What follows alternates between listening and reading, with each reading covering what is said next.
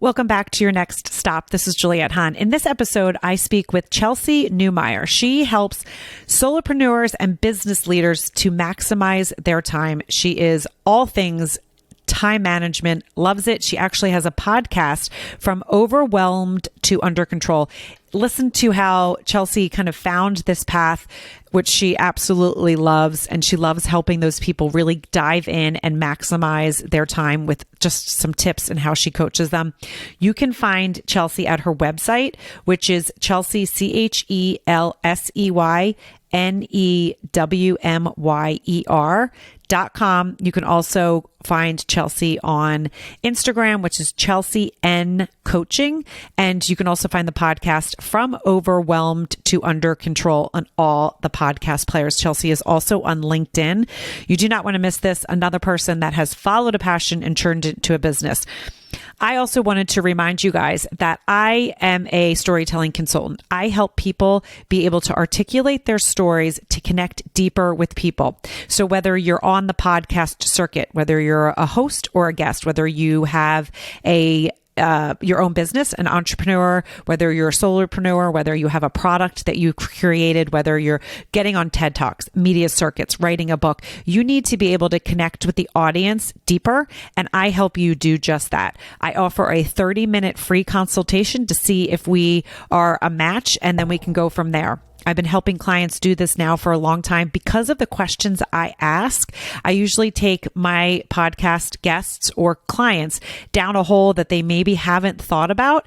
And it's really exciting to see when they get excited and then they connect those dots. So I do just that. Please, you can email me at info@IamJulietteHahn.com for that free 30-minute consultation to see if we are a match. We will see you guys next week for another episode of Your Next Stop, but please enjoy the episode coming up. Hello, welcome back to Your Next Stop. This is Juliette Hahn. I say it every episode, but I'm truly excited to share another passion story with you. Chelsey Newmyer, welcome to Your Next Stop. Thank you so much. I'm so excited to be here. Yeah. So really quickly, Chelsey is a time management coach. You can find her on her website, ChelseysNewmyer.com. You can also find her on Instagram, Chelsey N Coaching, and she also is on LinkedIn. So welcome again. I'm excited to connect with this. I know we, originally connected, talked for a couple minutes, and I was like, this will be fun. So if you can start with a little bit of your background, where you grew up, if you went to university. Yeah, absolutely. So I grew up in upstate New York near Albany. And I always say near Albany because sometimes I say upstate New York and people think like Buffalo or Syracuse, but I'm in like the Albany Capital Region area. And I went to university at Rensselaer Polytechnic Institute and with RPI, which is up in Troy, New York. And my undergraduate degree is actually in biomedical engineering, which is very helpful as a productivity coach. Yeah. So now I need to know what, I'm fascinated by engineers because it's literally the opposite of the way my brain works. So what made you kind of decide to study that? I've always been someone who loves math and sciences and problem solving and really kind of like tinkering and figure things out. My mom was a nurse growing up and my dad was a mechanic for airlines. So I think I was just kind of born with that biology and like the nursing and the problem solving, all of those things in my DNA. And I toyed with so many. I was one of those kids who wanted to be something different every other week when I was growing up. I was just always interested and fascinated by learning new things. So at some point I landed on forensic scientist when CSI came out, and that was really cool. So I was like determined to be a forensic scientist. And then I realized that it wasn't like the TV show. And so I was interested in medicine for a while, but I was worried about all the schooling, but also thinking like I would have miss the kind of mechanical part of that. And so that's where I landed in biomedical engineering. Interesting. So what did you do with that when you graduated? Absolutely nothing. I knew about sophomore year that I actually was not fit to be an engineer. It was way more math than I was interested in. And then as a biomedical engineer, it was way more like pipetting and lab work than I was interested in. I think I was, you don't exactly know what you're getting into. But I always say that if I could go back and do it again, I would actually do the exact same thing. Even though it was so hard, because I met some of the most brilliant people ever at that school. It made me work so hard. And I mean, an engineering degree is never going to be a detriment to me. So I still have no regrets, but I was taking classes in marketing and writing as minors. I have minors in marketing and professional writing. And those classes, acing them, like straight 4.0 in my minors. My major, not so much. So that's so interesting because this is what, I've had some engineers on that turned into entrepreneurs, and it really does fascinate me because to me, in my mind, it's using two sides of your brain. And, I always feel like, someone has a right side brain, left side brain, and what is the strength there? So the fact that you were going into, the biomedical engineering, but you really were exceeding and excelling in the writing and the marketing. What do you think, where do you think that came from? So I think where my strength where it meets and meshes is actually my very first job out of school was a technical writer. So I worked on a team of engineers, and I was the person who translated what the information that the engineers gave into something that was usable for a layperson to understand. And I think that's a real strength of mine, and thinking through also the process by which the engineers got the information to the editors.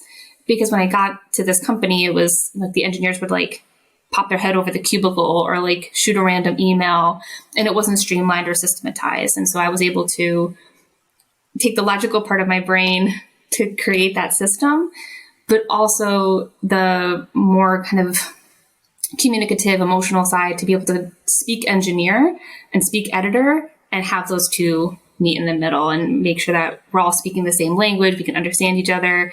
Being an engineer who has the strong social skills is really helpful too. So I could kind of connect those two pieces. That's really cool. So what made you, as you graduated, you realize, okay, I don't want to go into biomedical engineering. And so did you kind of know the path that you wanted to do, or did you fall into your first job? Fell into the technical writing for sure. When I was in college, I also was the chair of our Relay for Life committee, which is an American Cancer Society fundraiser that's typically done on college campuses or in towns. It's a 24-hour event. So I was the chair of that for my senior year and had been involved for 3 years. So I was running an event that raised over $100,000 on this campus.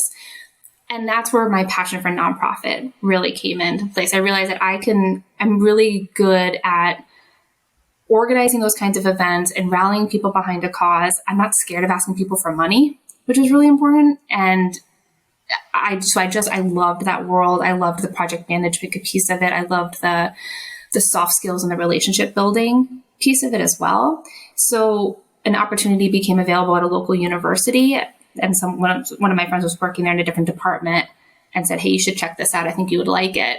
And so they really just took a shot on me because I had no, the kind of classic nonprofit person is a marketing background or communications or something like that. So they really took a shot on me, and I fell in love with the field. That's amazing. And so, one of the things I want the listeners to take out of this, and this is why I love doing this podcast so much, is that you were doing many different things. You thought you wanted to do one thing. So you decided to not do that and take minors, and then realized, okay, wait, let me kind of explore here because this is not, what I'm doing is not scratching an itch. Let me try these other things. So this brings me to my other question. Why did you stay with that major? Were you too far into it and you didn't want to kind of go back and have to retake? Or was it just that because you said that was my major and you kind of were that personality that were like, I'm going to see it through? It was actually because RPI is an engineering school. So it was a very specialized school that didn't have a lot of other choices. If I had gone to a bigger university, I probably would have changed my major, but it was a very expensive school to be studying marketing or communications at. So part of it was a long conversation with my parents where they weren't thrilled with me changing my major. So it was like I said, about sophomore year where I said, okay, well, an engineering degree is never going to hurt me. I'll just focus. I'll do my best in my engineering classes. I'll do everything that I can. And I tried hard and got through it, but I'm really going to dedicate myself to the learning part of my minors because that's where I knew that's what I was really good at. That's where my strengths already were. So I leaned into learning there. Right. No, very interesting. So did you think about ever transferring? Or was it, no, let me just stick this out? I was too in love with the community. I was too in love with the culture of the school. My friends, like I said, if I could do it again, I would do it the same way, because that school made me, like, pushed me so hard. And I don't know if I would have gotten that experience if I had gone to a bigger school or a school without, like, a different type of university experience. I loved being I loved being at the nerdy school. Right. And I think it's, we just actually want the episode that just released on Monday, Allison Griffin, she's the head of State Farm and of marketing. And she wanted to be a pharmacist. So she went in California, went to a school specifically for pharmacy, and realized, like, her sophomore, junior year, that that's not what she wanted to do, but it was so expensive. It was like a really expensive school. Her parents were like, you're not going to just take an advertising class and stay here. Like, you can't do that. So she ended up transferring her senior year, but was able to kind of pivot it and get into do the marketing. But she was saying the same thing. She loved it so much, and it was so hard to make that choice, but it was, she didn't have the choice. So I think it's so interesting that I just had two different stories that had the same sort of thing. Because I think it's really important for the listeners to hear that, because there's sometimes you do have the opportunities to be like, okay, I can stay or I can change, or you don't have the opportunity and you have to pivot and figure it out. So I think it's really important that you explore all your options. Don't just get yourself stuck in a situation because you feel like that's what you have to do because that's what you said. And so many of us do that, right? We go into college, this is our major. And then we're like, wait, this is really not. We switch or we change, or other people just stay there because they're like, that's what I did. And that's when people get stuck in life. Yeah, I actually had the opportunity later in my career to be an advisor to high school students. And we were talking about the college process and what they were interested in. They were all juniors. And it was just, I think, very reassuring for them to hear that I was doing something that was totally not related to my major, because it's much more common than we see, right? We see a lot of people who graduated and are doing something totally different. And so it takes some of the pressure off yourself, right? Like, go for what you're interested in at 18 years old and then see where it takes you, because you're going to be introduced to so many new opportunities to learn and things that you're going to be passionate about. Right. And that is such an important thing you say, because the schools do put so much pressure on these kids. Like, you need to figure out your major. You need to figure out your major. I mean, my son's going through it. He's a junior right now. So we're, talking about it.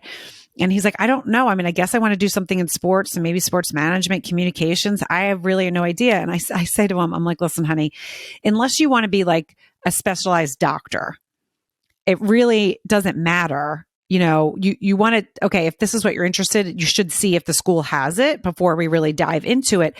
But you might change. I mean, when I went to school, I went in for corporate fitness, ended up having to take anatomy and physiology, and was like, oh, I do not want to do this. And then changed and did go into communications, radio, television, and film.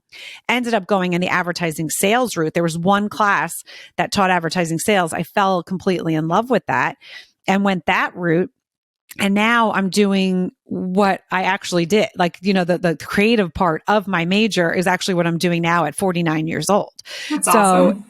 It's like, it really is kind of interesting. And then I had a stint when my kids were little that I did fitness. I actually taught classes and taught, people health and all that stuff. So it was really kind of funny. It was kind of both of the things that I was good at that I ended up doing later in life after, when I stayed home with my kids. So it really does. We all have these different chapters of our lives, and we all pivot in different periods. And it's important to let yourself do that, because what I say is you don't want, I mean, it's like my biggest fear. I know it will never happen to me, but for someone to be stuck in their life because they feel like they have no choice. And it's always, this is my what I say to them. And it's always kind of funny, but you're not a tree. Like, you don't have roots in the ground. You can get up and move and do something different if you are not happy. You have one life. Why be stuck? Absolutely. And I think for me too is also, there's that fear of like, wow, what are other people going to think? Right. Like, and I think there's also, especially when you go into a field like engineering or medicine, like there's a lawyer, right? Like, there's these stigmas of these like highly professional, highly educated fields. And so it took about 5 years before I had to have a little heart to heart with my parents to say, I'm not going to be an engineer. Like, I think they thought it was like a phase, because I would go to family holidays. I'm like, oh wait, are you are you going to go into engineering? Have you thought about going, wait, what are you doing? And finally I was like, I'm not going to be an engineer. Like, we got to move on. Like, this is what I love to do. It's over. Like, I'm so sorry that I dashed your dreams, but like, we're moving on. And because it was so hard, though. I was so like, I was embarrassed, right? Like, it's hard sometimes when you're so focused on what other people think of that, again, highly educated, or anything really. It doesn't have to be highly educated either. It's anything. No, you're so right on that. So after the technical writing, where did you go from there? So that's when I moved into fundraising. So I moved into a small shop university in upstate New York, and I loved it. It was so much fun. I learned a ton. I worked in the annual fund, and that was kind of like the start of my trajectory. So then I kind of transitioned into independent schools, and I've stayed there ever since. So working at either day schools or boarding schools, either in upstate New York, and then I moved to DC. Right. And I know when we talked about this, because I know this is not like the typical traditional episode I have on, but then when I had Allison from State Farm, that wasn't a traditional one, because a lot of times it's entrepreneurs that I have on this. And I said to you, okay, I'm very interested. Do you always want to stay in the nonprofit and grow your business, which we're going to talk about? You know, you have a business also.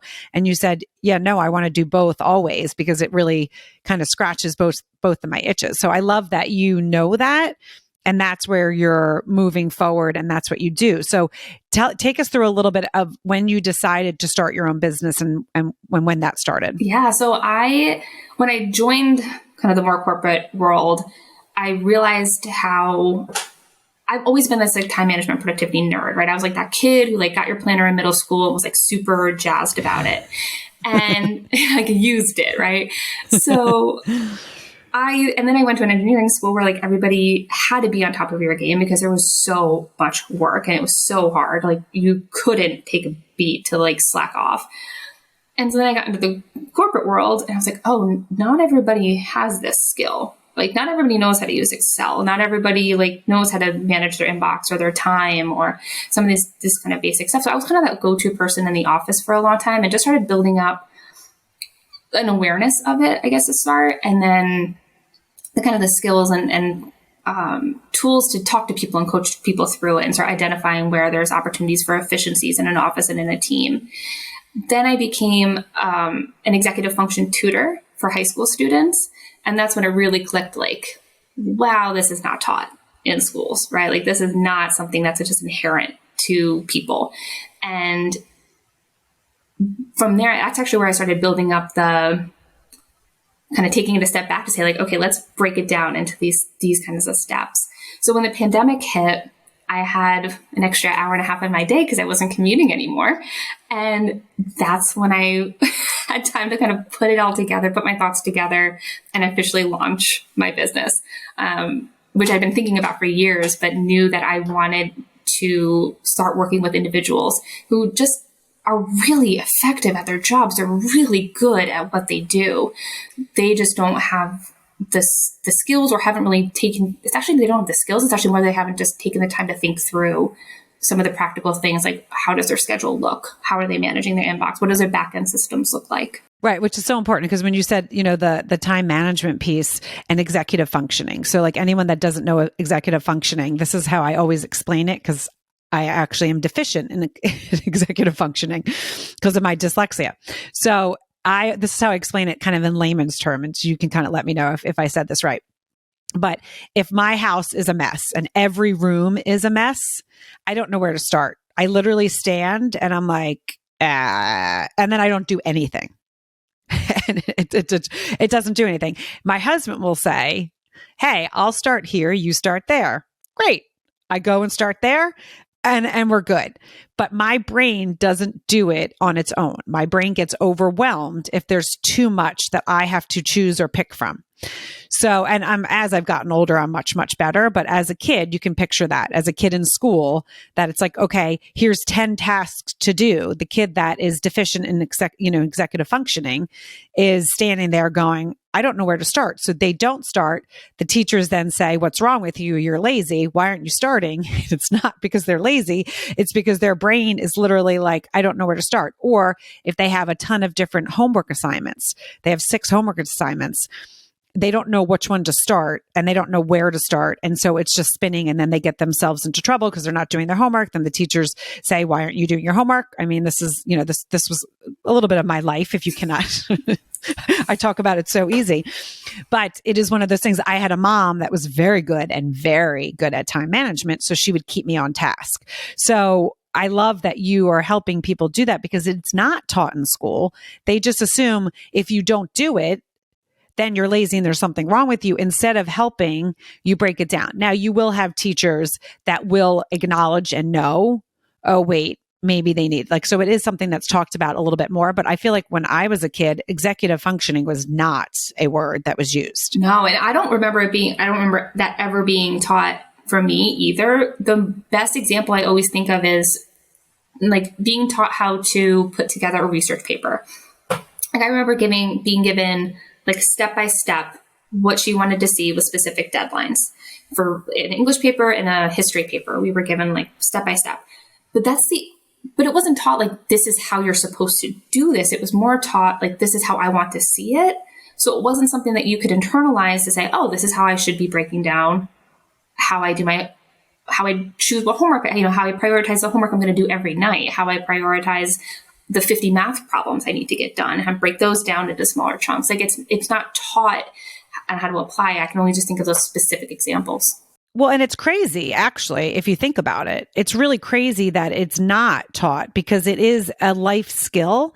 And I will always take it back. So I think, my listeners know my oldest son we were very fortunate. He actually went to a dyslexic school for a period of time when he was young.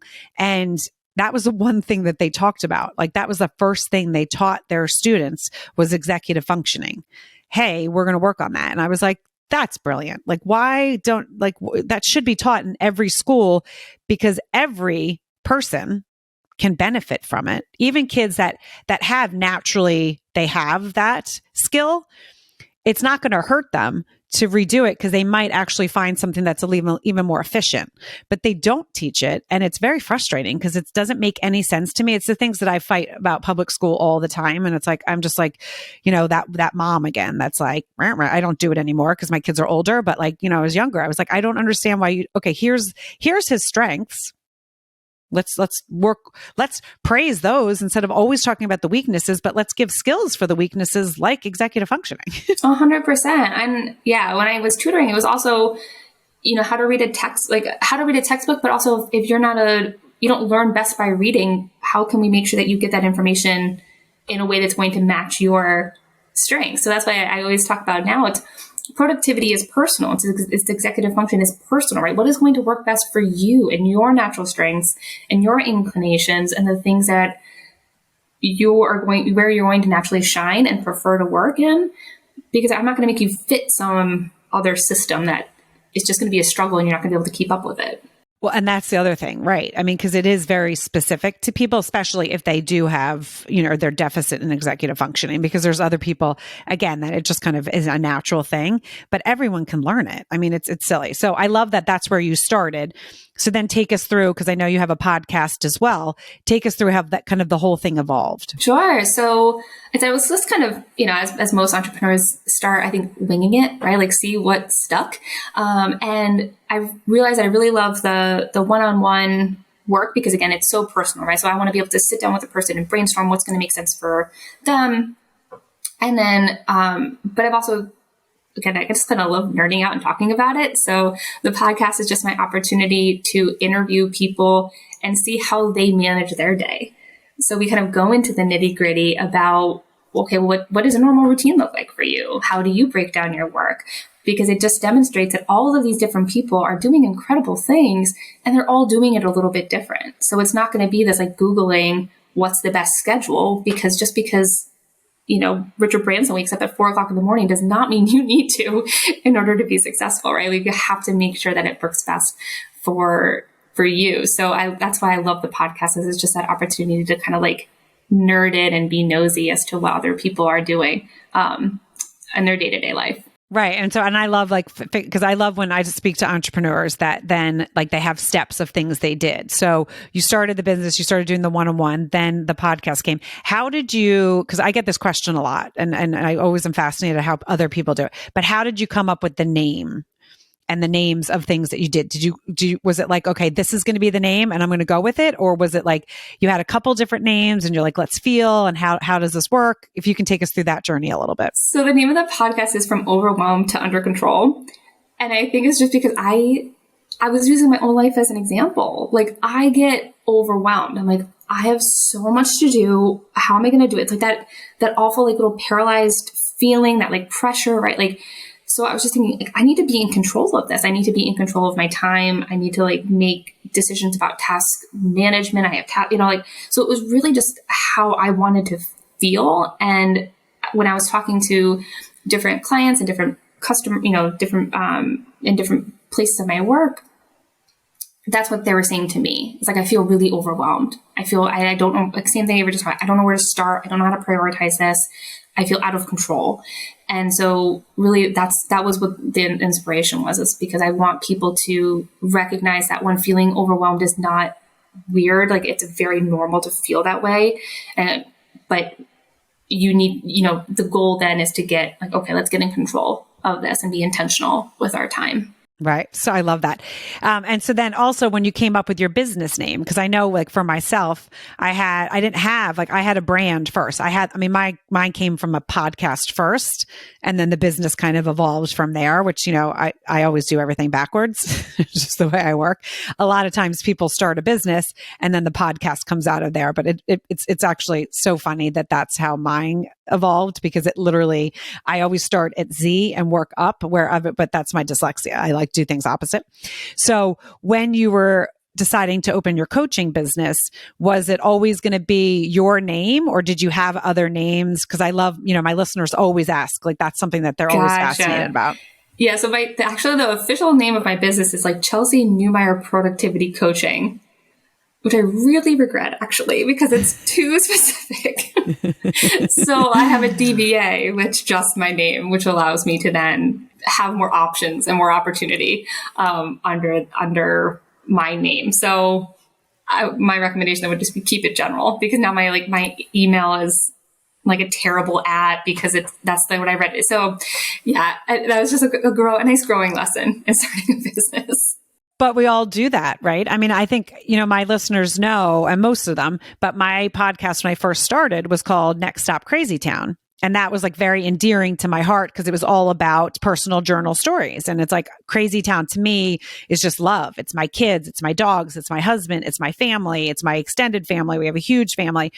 And so Crazy Town. But then as I started interviewing people after I stopped doing the personal journal stories, they kind of ran out and COVID happened, and I realized I loved what I was doing and that I was good at it. And I actually can make this a business. And someone said to me, Crazy Town, that's just, I don't know that I would have been on your podcast if I didn't know you. I had gotten to know them in Clubhouse. And, I said, oh, why? And they're like, Crazy Town is to me like an insane asylum, like someone has a problem. And I was like, oh, right. Okay. I think I need to rethink that. So it took me a little while, but I did rebrand, but I had the website Next Stop Crazy Town. My email was Juliet at Next Stop Crazy Town. And I never shut, like I kept, I kind of folded that, but then if someone does type that in, it will go to I am Juliet Hahn website. But then again, I was going back and forth because there is a Juliet Hahn. I just wanted my website to be juliethahn.com. She is a professor at the Citadel. She's older than me. She's actually Korean as well. So it was like completely opposite. And I'm like, okay, I have to figure this out, but I want it to be my name. So then I was like, that's it. I am Juliet Hahn. And it worked better that it does. But it's funny because it really, I went around and around. That was one thing that that was difficult because it was like, I want it to be simple and I want it to make sense. But I also want it to be the brand and not just the podcast, because now it is a brand and it's a business. And so, yeah, it's one of those things that entrepreneurs ask me all the time. Like the first thing, like, how did you come up with that? And we all learn. We make mistakes and then we kind of grow from there. Yeah, I think if you search Chelsey Newmyer Productivity, that will redirect you to my current website. because the other problem I was having is like productivity is hard to spell quickly. Like I have to spell it out loud every time. And it's very annoying. So again, it was a great learning opportunity. If I could go back, I may have started with just Chelsey Newmyer. But hey, I was passionate about productivity and wanted that to be highlighted. Right, which is exciting. So tell us a little bit about what is next for you, where you are, like, do you have some dreams that you can share with us? Yeah, so my one-on-one is really my focus now, is because, again, it's so much fun for me. I have such a great time speaking with different people. But looking ahead at my business, I really want to, I've been working with solopreneurs for a while, and I love working with solopreneurs, but also going back a little bit to my original audience of working with nonprofit leaders too, because I just know that they're in a similar position. They have to be entrepreneurial. So it's like the same kind of mindset that you have. And they're also working, I would say, like, you have to maximize limited resources. So it's the same kind of thinking there to work back with those. But no, a podcast took a little break over the winter. So that's going to be coming up again soon. And hoping to just be more visible. Right? I love teaching. I love coaching. So that's really my goal for 2023, is to just get out there as much as possible. Well, I love that. Well, thank you so much for joining Your Next Stop and sharing your story, because I know people are going to resonate with it. I know people are going to be excited about it. People are going to like to learn about your steps and kind of how you got where you are now, and the fact that you went to school for engineering, because that's really what you thought, and then how you pivoted, I think is really beautiful, because so many people have done that, or there's people going to be listening that need to do it. So thank you again for joining Your Next Stop. Thank you. This is great. You guys, you know what to do. Like, share, rate, and review. You might be listening to this and be like, oh, that's a great story, but you do not know who needs to hear this. So share with as many people as you can. Don't forget to check out Chelsey on her website, chelseynewmyer.com. They can find the podcast. You can find one-on-one coaching. You can do all that there. Chelsey is also on LinkedIn and on Instagram, Chelsey N Coaching. So thank you again, Chelsey. Thank you. I hope you liked this episode of Your Next Stop. Please subscribe to my channel, share with your friends, and join in each week.